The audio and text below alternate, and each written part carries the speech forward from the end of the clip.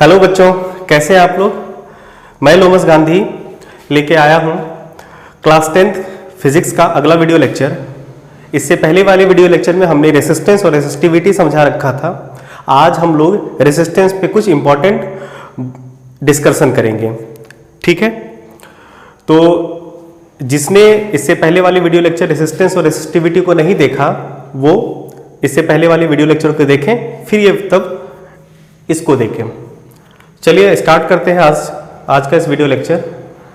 इससे पहले कि हम आगे बढ़ें, आपको हम थोड़ा पीछे का कुछ इन्फॉर्मेशन दे दें, पीछे कुछ बता दें, जिसका जो हम लोग आज यूज़ करेंगे उन कंसेप्ट को एक बार रिकैप कर लेते हैं। हमने इससे पहले पढ़ रखा है कि रेसिस्टेंस क्या होता है। रेसिस्टेंस किसी भी कंडक्टर की, किसी भी मटेरियल की वो प्रॉपर्टी होती है जो उसमें फ्लो हो रहे करंट को रेसिस्ट करता है, ठीक है। मतलब आप ऐसे समझें कि कोई भी कंडक्टर से करंट फ्लो करेगा। अब हर कंडक्टर की कैपेबिलिटी अलग अलग होती है, उसमें करंट को वो कितना फ्लो होने देगा, ठीक है। और जिस प्रॉपर्टी की वजह से किसी भी कंडक्टर में करंट का फ्लो ज़्यादा कम होता है, उस प्रॉपर्टी को हम लोग रेसिस्टेंस कहते हैं। और इसके बाद हमने आपको रेसिस्टिविटी भी समझाया था। रेसिस्टिविटी क्या होता है कि एक बड़ा सा कंडक्टर है, उस कंडक्टर का छोटा सा लेंथ आपको सेलेक्ट करना है। कितना? 1 मीटर स्क्वायर एरिया और 1 मीटर लेंथ आपको सेलेक्ट करना है। और उस छोटे से पोर्शन का जो रेसिस्टेंस होगा उसको हम लोग रेसिस्टिविटी कहते हैं। ये हमने आपको पहले भी समझा रखा था।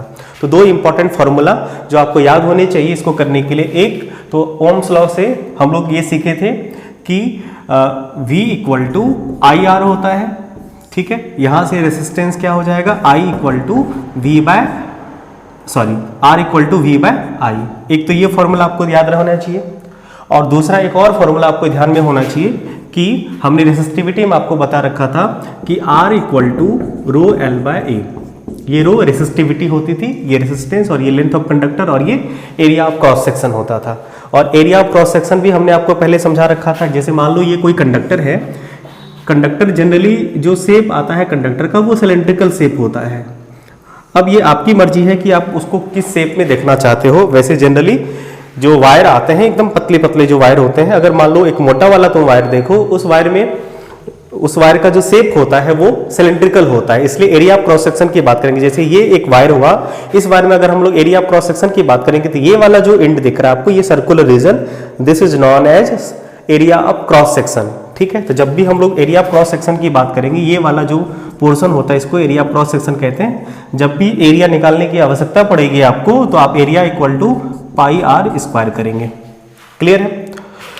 और एक दो इंफॉर्मेशन आपको हम बता दें कि हमने सीख रखा था कि रेसिस्टेंस किस किस फैक्टर पे डिपेंड करता है। तो ये रेसिस्टेंस 2-4 ऐसे फैक्टर थे जो हमने बता रखे थे जिस पे डिपेंड करता है, ठीक है। जिसमें से 2 का हम लोग यूज करेंगे। पहला कि लेंथ के डायरेक्टली प्रोपोर्शनल होता था, और दूसरा एरिया के इनवर्सली प्रोपोर्शनल होता था। क्या मतलब हुआ? मतलब मतलब लेंथ के डायरेक्टली प्रोपोर्शनल का मतलब ये हुआ कि अगर आप लेंथ को ट्वाइस कर देते हैं, ठीक है, तो रेसिस्टेंस भी क्या होगा? ट्वाइस हो जाएगा। और area of cross section half करने का क्या मतलब हुआ? एरिया ऑफ क्रॉस सेक्शन का inversely proportional of area of cross section का मतलब हुआ कि अगर एरिया आप बढ़ाएंगे तो रेसिस्टेंस घटेगा। जैसे एरिया को अगर आप ट्वाइस कर देंगे तो रेसिस्टेंस हाफ हो जाएगा। तो ये कुछ इंपॉर्टेंट डिस्कशन जो हमने पिछले क्लास में कर रखा था, इस पर हम ज़्यादा डिस्कस नहीं कर रहे हैं। थोड़ा बहुत ओवरव्यू दिए आपको। अगर ये कंप्लीट देखना है तो पिछला वाला वीडियो लेक्चर देखिए, ठीक है। चलिए आगे प्रोसीड करते हैं, ठीक है। तो आज हम लोग बात करेंगे कि रेसिस्टेंस जो लेंथ पे डिपेंड कर रहा है, लेंथ के बढ़ने से बढ़ जा रहा है, लेंथ के घटने से घट जा रहा है, तो लेंथ को कैसे बढ़ाएं, लेंथ के बढ़ाने की टेक्निक क्या होंगे, लेंथ को कैसे इंक्रीज करें या लेंथ को डिक्रीज कैसे करें, ठीक है। तो आज का वीडियो लेक्चर इसी कंसेप्ट पे बेस्ड होगा। इस पे कुछ न्यूमेरिकल्स होंगे और कुछ इंपॉर्टेंट ऑब्जेक्टिव आपको इस कंसेप्ट से बनेंगे, तो ठीक है। तो हम लोग पहले बात करेंगे लेंथ को घटाने का, डिक्रीज करने का, ठीक है। तो पहला डिस्कशन हमारा होगा कि लेंथ को डिक्रीज करना है हमें, ठीक है। लेंथ को कैसे डिक्रीज किया जाए? तो डिक्रीज करने का ये एक टेक्निक है कि आप उसको काट दो, काट के हटा दो, ठीक है। काट के हटा देने से लेंथ घट जाएगा, जैसे मान लो एक कंडक्टर है, ठीक है, इस कंडक्टर का मान लो लेंथ L है, ध्यान से समझिएगा, इस कंडक्टर का लेंथ मान लो L है, ठीक है, और रेसिस्टेंस इसका R है, ठीक है। अगर आप इसको मान लो काट दोगे, ठीक है, काट के मान लो आपने इसको हाफ कर दिया, ठीक है, आपने इसे कट किया और इसको हाफ कर दिया, तो हाफ करने से क्या होगा, लेंथ L/2 हो जाएगा, तो रेसिस्टेंस भी L/2 हो जाएगा, ठीक है। लेकिन हम लोग लेंथ को ऐसे डिक्रीज अभी नहीं करने वाले हैं। अब हम लोग क्या करेंगे, जैसे मान लीजिए कंडक्टर है, चाहे वो एल्युमिनियम का हो, कॉपर का हो, कोई भी हो, वायर हो, उसको हम लोग अब फोल्ड करेंगे, ठीक है, उसको हम लोग फोल्ड करेंगे, तो फोल्ड करने से भी लेंथ घटेगा, ठीक है। ऐसे समझ सकते हैं आप इसे, जैसे मान लो हमने क्या किया, ठीक है, ये कंडक्टर है, ठीक है, तो इस कंडक्टर को हमने क्या किया, देखो एरिया ऑफ क्रॉस सेक्शन भी सेम है, यूनिफॉर्म है, तो अगर इसको आप काट के हटाओगे तो ये वाला पार्ट हट जाएगा हाफ, ठीक है, तो हाफ कंडक्टर बचा। इस केस में भी क्या हुआ, इसका रेसिस्टेंस घटा, हाफ हो गया, ठीक है। लेकिन अगर आप इसको हाफ ऐसे करोगे बाय फोल्डिंग, फोल्ड करने से क्या होगा, लेंथ तो हाफ हो गया, लेकिन अगर ध्यान से आप देखो तो ये जो एरिया है, इसका एरिया ऑफ क्रॉस सेक्शन, ये इंक्रीज कर गया, ये वायर थिक हो गया, ठीक है, मोटा हो गया है वायर, ठीक है, थिकनेस इस वायर का इंक्रीज कर गया है। जब आप इसके लेंथ को बाय फोल्डिंग, फोल्ड करके इसके लेंथ को अगर आपने डिक्रीज किया है, तो इसका क्या होगा, इसका area of cross section increase करेगा, मतलब ये वायर थिक हो जाएगा, मोटा हो जाएगा। आप इसे इमेजिंग भी कर सकते हैं और इसे विजुअलाइज भी कर सकते हैं, क्लियर है।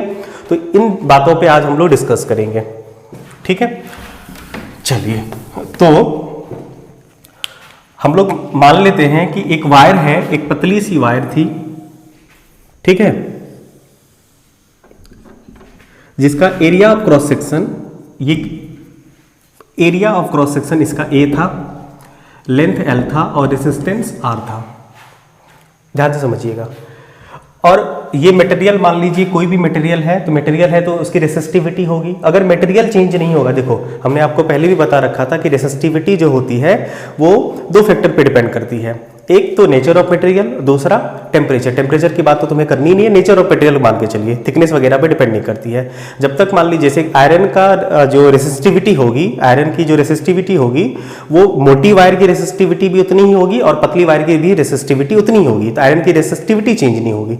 इसलिए हम लोग यहाँ पे मटेरियल चेंज नहीं करेंगे। ऐसा थोड़ी होता है कि जब आप फोल्ड करते हो मटेरियल बदल जाता है, कॉपर का वायर को फोल्ड करोगे सिल्वर का वायर बन जाएगा, ऐसा तो होता नहीं है। इसलिए रेसिस्टिविटी, जब तक नेचर ऑफ मटेरियल नहीं बदलेगा, रेसिस्टिविटी भी नहीं चेंज होगी, क्लियर है। चलो, अब हम लोग क्या करते हैं, लेंथ डिक्रीज बाय फोल्डिंग कर रहे हैं। इसको कैसे फोल्ड कर, बाय फोल्डिंग, ठीक है, ये टेक्निक है लेंथ को घटाने का, डिक्रीज करने का, बाय फोल्डिंग। फोल्ड करने से क्या होगा, अब फोल्ड हम लोग कैसे ना कर दें, हाफ 1/3, मतलब उसको एक रेशियो में, फिक्स रेशियो में करते हैं, अभी हाफ फोल्ड करते हैं, ठीक है। अब ये देखते हैं, आपने इससे पहले ये सीखा है कि अगर लेंथ आधा होगा तो रेसिस्टेंस भी हाफ हो जाएगा, ठीक है। अब यहां पे क्या हो रहा है कि बाय फोल्डिंग करने से लेंथ हाफ हो रहा है, तो क्या रेसिस्टेंस भी हाफ होगा, इसी बात को हमें देखना है। कंसेप्ट क्या कहता है, कंसेप्ट कहता है कि लेंथ हाफ होगा तो रेसिस्टेंस भी हाफ होगा, लेंथ ट्वाइस होगा तो रेसिस्टेंस भी ट्वाइस होगा, ठीक है। लेकिन बाय फोल्डिंग करने से लेंथ को आधा अगर आप करेंगे तो क्या रेसिस्टेंस हाफ होगा, पता नहीं, चेक करते हैं, ठीक है। तरीका हमारे पास है, तो वो मेथड को फॉलो करते हैं। हमने क्या किया, इस वायर को लिया और इसको फोल्ड कर दिया, इसको हमने हाफ फोल्ड कर दिया। तो फोल्ड करने से, ठीक है, हमने इसको फोल्ड किया, तो फोल्ड करने से ये वायर कुछ ऐसा दिखेगा आपको, ठीक है। फोल्ड जब आप करेंगे तो फोल्ड करने से क्या होगा, फोल्ड करने से फिर ये वायर एक फोल्ड होगा, नहीं, कुछ ऐसा सा दिखेगा आपको जब आप इसे फोल्ड करेंगे। तो आप अगर ध्यान से देखो तो ये वायर मोटा हो गया है, अगर आप ध्यान से देखो, ठीक है, तो ये वायर ठीक हो गया है, मोटा हो गया है। तो क्या हम इसको ऐसे मान के चलें, ये इस तरह से, ठीक है, तो ऐसे ही समझना है आपको। अब देखो ये मोटा हुआ है, यहां पे अब जो नया वाला लेंथ हुआ L डैश, वो कितना हो गया, L/2, क्लियर है। अब तुम ये बताओ एरिया ऑफ क्रॉस सेक्शन क्या होगा, इसका नया वाला जो एरिया होगा वो कितना होगा, ध्यान से बताइए सोच के। नया वाला एरिया ज़्यादा ही होगा क्योंकि थिकनेस ज़्यादा हुआ है, थिकनेस मतलब एरिया, एरिया इंक्रीज किया है। अब एरिया कितना इंक्रीज करेगा? तुम बोलोगे सर 2 गुना होगा। जी हाँ, 2 गुना ही होगा। किस बेसिस पे? देखो ऐसे तो डायरेक्टली आप समझ सकते हैं, ठीक है, कि लेंथ हाफ तो area of cross section twice, ऐसे समझ सकते हैं। इसका मैथमेटिकल प्रूफ हम आपको बताते हैं, मैथमेटिकली इसको हम वेरीफाई कर देते हैं यहाँ पे साइड में, ठीक है, इसको देख लीजिए। अब बताइए वायर जितना था उतना ही है, मतलब इस केस में जो वॉल्यूम है, ठीक है, और इस केस में जो वॉल्यूम है, वॉल्यूम तो सेम ही होगा। इस केस में वॉल्यूम V1 तो इस केस में वॉल्यूम V2, वॉल्यूम तो सेम ही रहेगा हमेशा। वॉल्यूम चेंज होता है क्या? कभी नहीं, वॉल्यूम तो नहीं बदलेगा क्योंकि जितना मटेरियल का ये वायर बना है, जितना है वो उसी वायर को हम लोग कंपोज किए हैं इसमें, तो वॉल्यूम क्यों बदलेगा? वॉल्यूम तो कांस्टेंट होगा। अब ये बताइए इसका वॉल्यूम, ये बताइए अगर वॉल्यूम सेम है क्या हम वॉल्यूम को एरिया इंटू लेंथ लिख सकते हैं? अब बोलोगे सर ये सिलेंडर है तो सिलेंडर का वॉल्यूम लिखो, आप वैसे भी करोगे तब भी होगा। वॉल्यूम को हम सिंपल सोच रहे हैं कि वॉल्यूम क्या होता है, एरिया यानी कि लेंथ 3 टाइम्स मल्टीप्लाइड होना चाहिए। वॉल्यूम के लिए लेंथ 3 टाइम्स मल्टीप्लाइड होना चाहिए। एरिया में 2 टाइम्स लेंथ आ गया और 1 टाइम्स और दे देते हैं हम, तो लेंथ यानी वॉल्यूम को हम लोग लिख सकते हैं एरिया इंटू लेंथ। क्लियर है? ठीक है, वॉल्यूम को तो दोनों केस में जो V1 है वो V2 बराबर है। वॉल्यूम हमेशा देखो अगर फोल्डिंग करो, ठीक है, अगला केस बताएंगे आपको, स्ट्रेच करेंगे, खींचेंगे उसे, तो उस हर केस में वॉल्यूम रिमेन कांस्टेंट। ठीक है, अभी समझ लीजिए, तो वॉल्यूम सेम होगा तो हम लोग एरिया यानी कि जो पहला वाला जो एरिया है, ठीक है, एरिया इंटू लेंथ लिख सकते हैं, कोई दिक्कत। अब नया वाला भी जो एरिया होगा हमको नहीं पता, लेकिन नया वाला लेंथ तो पता है, वो सेम होगा, बोलो। ठीक है, तो एरिया इंटू लेंथ लिख सकते हैं, कोई दिक्कत। अब यहाँ पे ध्यान से देखो क्या हुआ, लेंथ से लेंथ कट गया, तो नया वाला जो एरिया है ए डैश वो क्या हुआ, ट्वाइस ऑफ एरिया हुआ कि नहीं हुआ? पुराने वाले एरिया का ट्वाइस हो गया। तो यहाँ से ये भी आप मान के चल सकते हैं, मान हमेशा ये होता है कि जैसे जब आप, अब ये कंसेप्ट बन गया कि जब फोल्डिंग होगा, फोल्ड करके लेंथ हाफ होगा तो एरिया ट्वाइस होगा, फोल्ड करके लेंथ 1/3 करेंगे, फोल्ड करके लेंथ को डिक्रीज 1/3 करेंगे तो एरिया 3 टाइम्स इंक्रीज करेगा।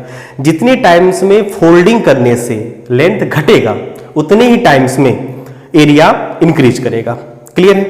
तो ये चीजें दिमाग में सेट कर लेनी है कि फोल्डिंग करने से लेंथ जितने टाइम्स में घटेगा एरिया उतने ही टाइम्स में बढ़ेगा। क्लियर है? चलिए, तो ये चीजें समझ में आ गई।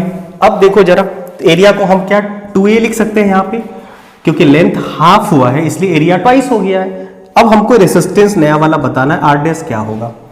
ठीक है, तो हमें पता है क्योंकि देखो यहाँ पे जो रेसिस्टिविटी है मटेरियल की, मटेरियल वही है और यहाँ भी मटेरियल वही है, तो रेसिस्टिविटी रिमेन कांस्टेंट। ठीक है, तो रेसिस्टिविटी चेंज नहीं होगी मटेरियल की, मतलब मटेरियल बदलेगा तब रेसिस्टिविटी बदलेगी, अभी मटेरियल बदला नहीं तो रेसिस्टिविटी रिमेन कांस्टेंट। तो क्या हम लोग यहाँ पे ये वाला टर्म के लिए क्या इक्वेशन पुट कर सकते हैं, R इक्वल टू ρl/a। बोलिए, जब रेसिस्टेंस R था, लेंथ L था, area of cross section A था। अब इस वाले के लिए हम लोग क्या यूज कर सकते हैं, R dash equal to ρl'/a। दिख रहा है? हाँ, R dash equal to ρl'/a लिख सकते हैं। चलिए, अब देखिए रो की जगह पे रो रहने दीजिए, ठीक है, L डैश की जगह पे क्या यूज करेंगे, L/2 और A डैश की जगह पे क्या यूज करेंगे, A डैश की जगह पे यूज करेंगे ट्वाइस ऑफ एरिया। ठीक है, अब यहाँ पे अगर आप ध्यान से देखो तो यहाँ पे आपको ये दिखेगा कि ρl/a इंटू डिवाइडेड बाय 4, यहाँ पे 4, इसको 1/4 लिख देते हैं। ठीक है, 1/4। क्या ये इसके प्लेस पे हम इसके प्लेस पे R लिख सकते हैं? बोलो तो, इसके प्लेस पे R लिखाया जा सकता है आराम से। तो यहां से ये निकल के आता है कि R dash equal to 1/4 of R। मतलब ये हुआ कि जो रेसिस्टेंस हमने अभी तक देखा था कि लेंथ को घटाने से उसी टाइम्स में घटता है, अभी लेंथ को घटाने से उस टाइम्स में नहीं घट रहा है, उसके स्क्वायर टाइम्स में घट रहा है। जरा ध्यान से देखो, ठीक है, 1/4 टाइम्स हो गया। तो ये चीजें, इसीलिए इस चीज को अलग से बताना जरूरी होता है समझने के लिए कि फोल्डिंग करने से लेंथ, अगर फोल्डिंग हाफ करोगे तो लेंथ हाफ नहीं होगा, 1/4 टाइम्स होगा। ठीक है, ये क्लियर हो गया, R/4 हो गया है। नया वाला रेसिस्टेंस देखो नया वाला रेसिस्टेंस क्या होगा, R/4 होगा। अब देखो दो तीन चीजें यहाँ पे सोचने वाली बात है। हमने आपको पिछले वाले वीडियो लेक्चर में बताया था कि मोटा वायर, थीक वायर और थीन वायर में क्या डिफरेंस है रेसिस्टेंस के बेसिस पे। पतली वायर जो होती है उसका रेसिस्टेंस ज़्यादा होता है। जैसे सेम लेंथ का एक मोटा वायर आप लीजिए और सेम लेंथ का एक पतला वायर लीजिए आप। जो पतली वाली वायर होती है ना से उसी लेंथ की, उसका रेसिस्टेंस ज़्यादा होगा, जबकि थीक वायर की रेसिस्टेंस कम होती है। तो यहाँ देखो वायर पतला हुआ है कि मोटा हुआ है, मोटा हुआ है। मोटे वायर का रेसिस्टेंस पहले से घटना चाहिए, घटेगा, घटाई भी तो है, R/4 हुआ है, घटाई तो है। क्लियर है? तो हर चीज हर कंडीशन को ये सेटिस्फाइड कर रही है।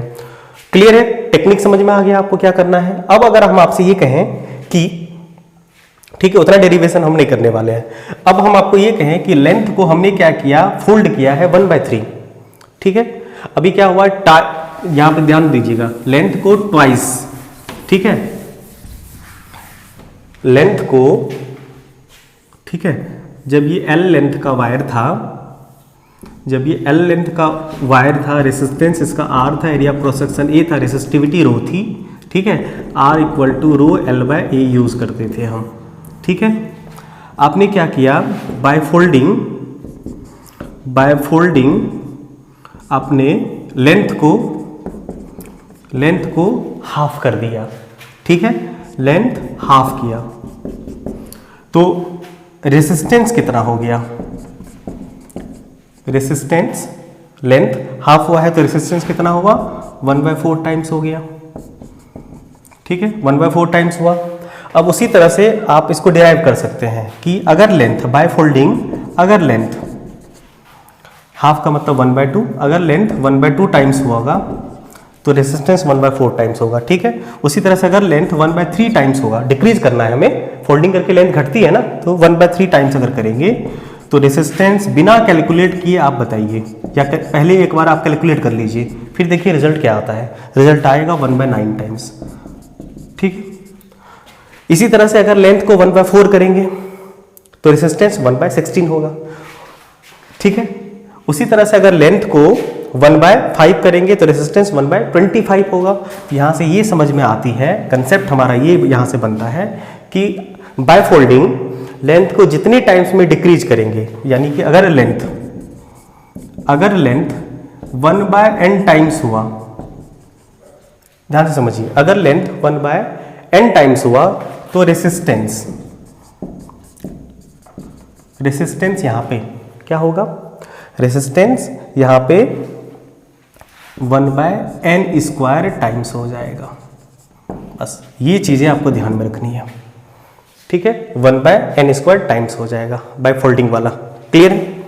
एक सवाल कर ले, इस पे नोट कर लीजिए, इसको एक क्वेश्चन कर लेते हैं, इस पे पॉज करके नोट करिए, इसको रब कर रहे हैं हम।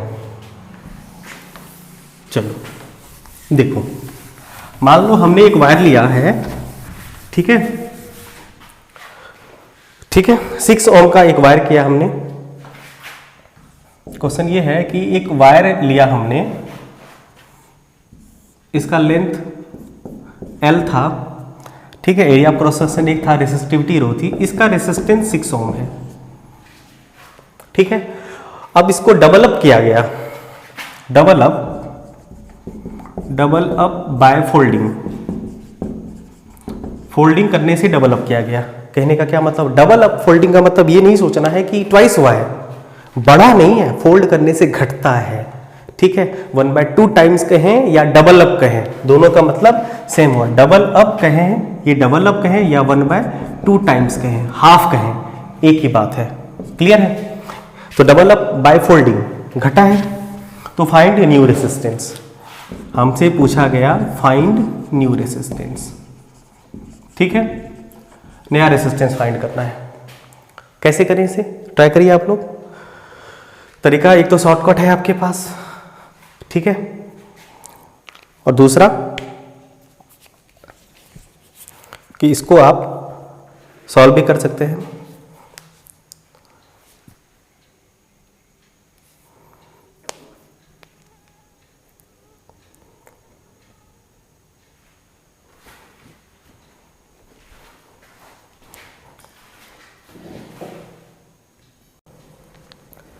तो इसको आप कैसे सॉल्व करेंगे? देखिए, डबल अप बाय फोल्डिंग का मतलब सीधा सा ये हो गया कि कितने टाइम्स में इसके फोल्ड कर रहे हैं, हाफ कर रहे हैं, तो यानी रेसिस्टेंस क्या होगा, 4 टाइम्स में घटेगा। तो आपका आंसर शॉर्टकट में एक लाइन में आ जाएगा 6/4, ठीक है, 1.5, ये आंसर है आपका।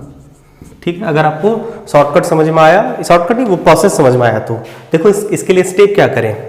चलिए इसके स्टेप से इसे बनाते हैं। तो हमारे पास क्या है, R 6 ओम है। R को हम लोग लिख सकते हैं ρL/A = 6 ओम। ठीक है, अब क्या हुआ है, नया वाला लेंथ, न्यू लेंथ कितना हो गया, न्यू लेंथ बिकम्स कितना, L/2, new length becomes L/2। अब आपको पता है कि लेंथ हाफ हुआ है बाय फोल्डिंग, तो area of cross section 2A हो जाएगा। ठीक है, रेसिस्टिविटी सेम रहेगी, तो नई वाले रेसिस्टेंस का फॉर्मूला R' = ρL'/A'। ठीक है, ρL'/A', रो की जगह पे रो ही रहेगा। ठीक है, L' के प्लेस पे क्या यूज करेंगे, L/2, और A के डैश के प्लेस पे 2A। तो यहां से सॉल्व करने के बाद क्या होगा, 1/4 टाइम्स ρL/A, 1/4 टाइम्स ρL/A। अब देखो ρL/A का वैल्यू हमें पहले से पता है कितना, 6 ओम। तो जरा देखो तो R' = आ गया 1/4 टाइम्स × 6 मतलब 1.5 ओम। ठीक है, आसान सवाल था ये। आपको बस ध्यान में रखना है जितने टाइम्स में लेंथ बाय फोल्डिंग डिक्रीज, उसके स्क्वायर टाइम्स में रेसिस्टेंस डिक्रीज करेगा। क्लियर है? तो ये रही फोल्डिंग की कहानी। अब देखो लेंथ को बढ़ाते हैं हम लोग। ठीक है, लेंथ अभी हमने डिक्रीज किया था, अब हम लोग लेंथ को इंक्रीज करेंगे, और लेंथ को इंक्रीज करने से रेसिस्टेंस में क्या चेंजेज होंगे उसे देखते हैं। ठीक है, अब देखो हमने ये पहले भी सीखा है कि लेंथ को अगर आप ट्वाइस करोगे, लेंथ के डायरेक्टली प्रोपोर्शनल होता है, लेंथ बढ़ेगा तो रेसिस्टेंस बढ़ेगा। ठीक है, तो लेंथ को हम लोग अभी इंक्रीज करने वाले हैं। अब इंक्रीज करने का तरीका क्या होगा, पहले वाले तरीके में हमने ये सीखा है कि जैसे मान लो ये अगर लेंथ है, इसका रेसिस्टेंस अगर 10 ओम है, अगर इतना ही एडिशनल लेंथ अटैच कर दिया तो सेम ट्वाइस कर दें लेंथ को, 20 ओम हो जाएगा। ठीक है, रेसिस्टेंस लेंथ ट्वाइस हुआ है, तो रेसिस्टेंस पहले 10 ओम था, अब 20 ओम हो जाएगा। डायरेक्टली प्रोपोर्शनल का मतलब ही होता है। लेकिन अगर हम इसी वायर को खींच के, जैसे रबड़ वाला होता है ना, रबड़ वाला मान लो एक ऐसा वायर है जिसको आप आराम से खींच सकते हैं, नहीं खींच सकते हैं तो कोई बात नहीं, उसकी मेल्ट करवा के, नहीं कुछ ऐसा करे जिससे वो खिंचा चला जाए, पतला हो जाए, इस वजह से क्या होगा, लेंथ तो इंक्रीज करेगा, लेकिन क्या रेसिस्टेंस उसी टाइम्स में इंक्रीज करेगा, डायरेक्टली प्रोपोर्शनल होगा वहां पे? नहीं। क्या होगा, चेक करते हैं। तो लेंथ यहां पे होगा इंक्रीज, लेंथ इंक्रीज करेगा बाय स्ट्रेचिंग। ठीक है, स्ट्रेचिंग, खींच के। ठीक है, देखो अब कैसे खींचेंगे, तो मेल्ट वेल्ट टर्म भी आ सकता है, हो सकता है। ठीक है, स्ट्रेच करने से खींचेंगे। तो देखो ये रहा हमारा वायर, ठीक है, जिसका लेंथ L है, area of cross section A है, रेसिस्टेंस R है। अब हम लोग क्या करेंगे, इसको खींचेंगे। ठीक है, स्ट्रेच करेंगे।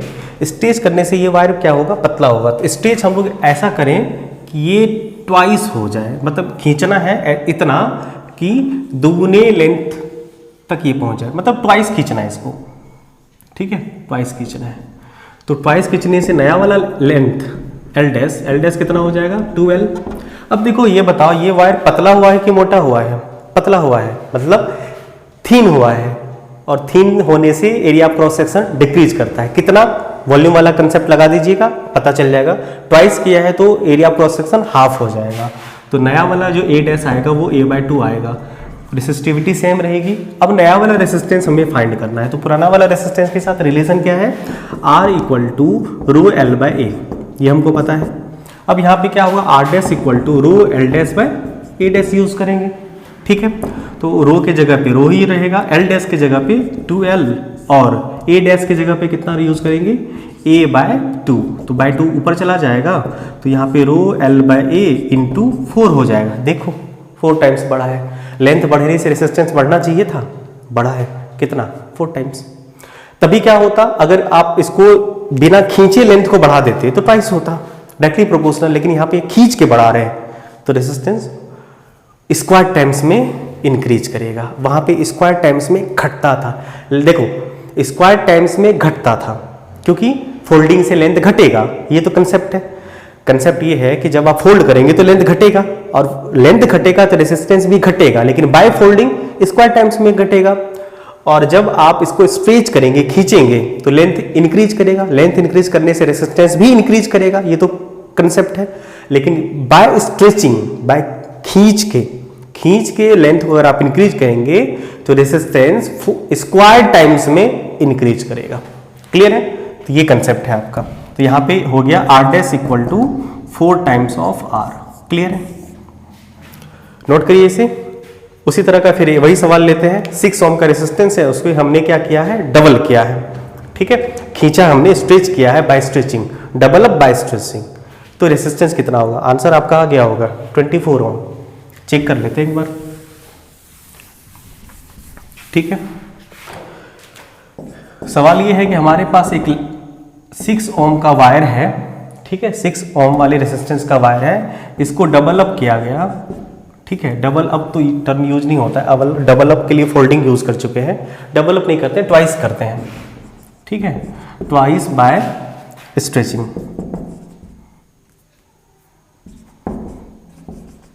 Bye stretching. तो फाइंड न्यू रेसिस्टेंस। ठीक है, न्यू रेसिस्टेंस कितना होगा, नया वाला रेसिस्टेंस बढ़ेगा, वो हमें फाइंड करना है कितना होगा। ठीक है, चलिए। तो हमें पता है कि पुराना वाला रेसिस्टेंस जो 6 ओम है उसको ऐसे लिख सकते हैं rho L by A equal to 6 ohm. अब नया वाला रेसिस्टेंस के लिए हम लोग यूज करेंगे R dash equal to rho L dash by A dash. आपको पता है कि आपने डबल अप किया है, मतलब आपने ट्वाइस किया है लेंथ को बाय स्ट्रेचिंग, तो ट्वाइस करने से लेंथ कितना होगा, 2L हो जाएगा, रो इंटू 2L, और एरिया क्रॉस सेक्शन हाफ हो जाएगा, तो A बाय 2 ऊपर चला जाएगा, तो ये होगा रो L बाय ए इंटू 4, और रो L बाय ए का वैल्यू आपको यहाँ से पता है कितना, 6 ओम, तो 6 इंटू 4 बराबर 24 ओम। ये रहा आंसर आपका, नया वाला रेसिस्टेंस 24 ओम होगा। क्लियर है? तो ये चीज़ें आपको ध्यान में रखनी है। ठीक है, तो ये बाय फोल्डिंग और बाय स्ट्रेचिंग का कंसेप्ट रहा, जो आप जिसके लिए हमें अलग से वीडियो लेक्चर बनाना पड़ा। ये जरूरी है आपको, ये सवाल सब्जेक्टिव भी हो सकते हैं, ऑब्जेक्टिव भी हो सकता है, पेपर में ये सवाल आते हैं, अच्छे टाइप के सवाल माने जाते हैं इसे, स्ट्रेचिंग और फोल्डिंग। ठीक है, एक बार हम फिर भी रिव्यू कर देते हैं। ठीक है, इसको समझ लेना है आपको और इस पे प्रॉब्लम प्रैक्टिस कर लेना है। ठीक है, तो हम इसे देखो, अगर हम यहाँ पे बात करें बाय फोल्डिंग की, ठीक है, बाय फोल्डिंग, और दूसरा by stretching. By stretching, by folding करने से क्या होता है कि लेंथ डिक्रीज करता है। ठीक है, और स्ट्रेच करने से क्या होता है, लेंथ इंक्रीज करता है। ये बात तो क्लियर है आपकी। ठीक है, अब देखो, अगर आप इसे फोल्ड करना चाह रहे हैं, ठीक है, एक वायर है, इसे आप फोल्ड करना चाह रहे हैं। ठीक है, तो फोल्ड करेंगे, तो फोल्ड करके ये कितना हो जाएगा, फोल्ड जैसे ही करेंगे तो मान लीजिए ये थोड़ा मोटा हो जाएगा, ठीक हो जाएगा। ठीक है, और आपको पता है कि जब इसका लेंथ L था, ठीक है, एरिया क्रॉस सेक्शन A था और रेसिस्टेंस R था, रेसिस्टिविटी मटेरियल की सेम रहेगी। ठीक है, इस केस में क्या हो जाता है, इस केस में इसका length L dash L by 2 हो जाता है। एरिया क्रॉस सेक्शन कितना होता है, एरिया क्रॉस सेक्शन ट्वाइस हो जाता है, 2A हो जाता है। तो नई वाली जो रेसिस्टेंस होती है वो डिक्रीज करती है, कितनी, 4 टाइम्स, यानी R बाय 4 हो जाती है। ठीक है, इसका मतलब ये हुआ कि अगर आप लेंथ को n टाइम्स डिक्रीज करेंगे तो area of cross section n times increase करेगा, रेसिस्टेंस n स्क्वायर टाइम्स में डिक्रीज करेगा। n मत डाल देना इमोशनल होके, यहाँ भी n है, यहाँ भी n है, तो यहाँ भी n डाल देते हैं ना, वही ना, यहाँ पे क्या करना है हमें, n स्क्वायर टाइम्स में डिक्रीज करेगा। क्लियर है, ये चीज़ें हो गई। अब अगर हम लोग बात करें स्ट्रेचिंग की, तो ये मान लो एक मोटा सा वायर है, ठीक है, इसको तुमने खींचा, खींच के ट्वाइस कर दिया, ट्वाइस मान लो या जो भी करो, चलो ट्वाइस को समझ लेते हैं पहले। मान लो आपने ट्वाइस कर दिया, इसका लेंथ L था, ठीक है, resistance R, area of cross section A, L dash कितना होगा 12, A डैश कितना हो जाएगा A/2 हाफ हो जाएगा। तो नया वाला रेसिस्टेंस कितना होता था 4 टाइम्स ऑफ, ठीक है। अगर मान लो हमने क्या किया, लेंथ को इंक्रीज किया n times, area of cross section decrease करेगा n टाइम्स और रेसिस्टेंस इंक्रीज करेगा n² टाइम्स में। ये चीज़ें आपको ध्यान रखनी है, बाय स्ट्रेचिंग और ये बाय फोल्डिंग। बस कहानी चुटकियों में बनेगी, आपके सवाल पढ़ेंगे, बस ये वाला टर्म आपको करना है। एक बात सोचने वाली बात है कि यहाँ पे n² टाइम्स में क्यों ऐसा हो रहा है, जबकि कंसेप्ट क्या है, लेंथ के घटने के डायरेक्टली प्रोपोर्शनल होता है, मतलब लेंथ के डायरेक्टली प्रोपोर्शनल होता है। लेंथ जितना घटेगा उतने ही टाइम्स में रेसिस्टेंस भी घटेगा, लेंथ जितना बढ़ेगा उतने ही टाइम्स में रेसिस्टेंस बढ़ेगा। लेकिन यहाँ पे स्क्वायर टाइम्स में घट रहा है और बढ़ रहा है, ऐसा क्यों हुआ? सिंपल सी चीज़ें हैं, देखिए है क्या कि यहाँ पे लेंथ घट रहा है, एक तो घटने वाला फैक्टर क्या होगा, घटाएगा, और एरिया ऑफ क्रॉस सेक्शन बढ़ रहा है। तो एरिया ऑफ क्रॉस सेक्शन क्या करता है, एरिया ऑफ क्रॉस सेक्शन के इनवर्सली प्रोपोर्शनल होता है। तो एरिया ऑफ क्रॉस सेक्शन अगर बढ़ेगा तो रेसिस्टेंस भी घटेगा। तो देखो दो लोग मिलके यहाँ पे रेसिस्टेंस को घटाने लग रहे हैं, तो बेचारा रेसिस्टेंस तो क्या बोलते हैं 4 टाइम्स, सॉरी स्क्वायर टाइम्स में घटेगा, है ना। घटाने वाले 2 लोग हैं, एक लेंथ घटाने वाला है, ठीक है, लेंथ की वजह से n फैक्टर में घटा। अब एरिया ऑफ क्रॉस सेक्शन की वजह से n फैक्टर में घटा, क्योंकि area of cross section n factor बढ़ा है, इसलिए रेसिस्टेंस क्या करेगा, n फैक्टर वो घटाएगा। तो देखो n फैक्टर लेंथ घटा रहा है, n factor area of cross section घटा रहा है, तो n² में ये घट गया। उसी तरह से यहाँ पे हो रहा है, देखो n फैक्टर लेंथ बढ़ रहा है और area of cross section n factor घट रहा है, तो रेसिस्टेंस क्या, लेंथ क्या करेगा, n फैक्टर लेंथ बढ़ाएगा और एरिया n फैक्टर लेंथ बढ़ाएगा, तो n² फैक्टर में रेसिस्टेंस बढ़ेगा। तो ये है कंसेप्ट मेनली, ठीक है। बहुत सुंदर कंसेप्ट है ये, इसको एकदम अच्छे से समझ लेना है, ठीक है। फिर कोई दिक्कत हो कमेंट बॉक्स में आप अपने प्रॉब्लम को पूछ सकते हैं। इस पे प्रॉब्लम थोड़ा बहुत प्रैक्टिस कर लीजिएगा, ठीक है। मिलते हैं अगले वीडियो लेक्चर में, तब तक के लिए पढ़ते रहिए। ऑल द वेरी बेस्ट, धन्यवाद, बाय।